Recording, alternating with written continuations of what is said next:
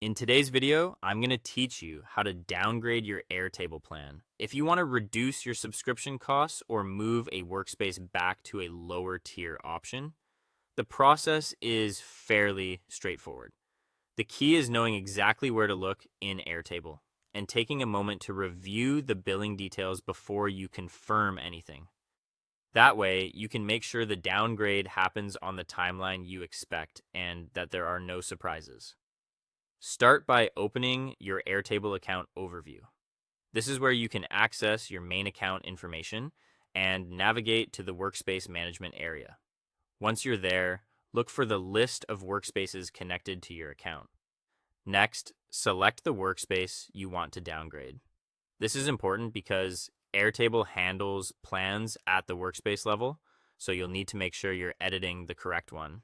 If you manage multiple workspaces, take an extra second here to confirm you've chosen the right workspace before moving on. After that, go to the workspace plan or billing section. Depending on the version of the interface you see, this area may be labeled slightly differently, but it should clearly relate to subscription details, billing, or plan management. This is the section where Airtable shows your current plan and available account options. From there, click Change Plan. This will open the available plan choices for that workspace.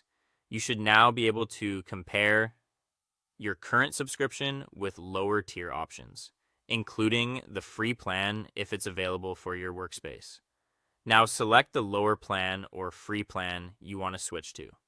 As you choose, pay attention to any feature limitations that may apply after the downgrade. This can help you avoid losing access to tools or capacity your team is currently using. Even if the change seems simple, it's worth reviewing what's included in the lower plan before you confirm it. Once you've made your selection, follow the on-screen confirmation steps.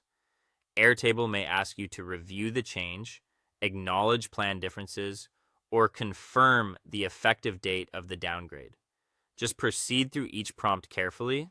Finally, review the downgrade date and any billing changes shown on the confirmation screen. This is the last and most important check. Make sure you understand when the new plan will take effect and whether any billing adjustments will happen before your next cycle. And that's it. Once confirmed, your workspace will be scheduled to move to the lower Airtable plan according to the billing details shown on screen.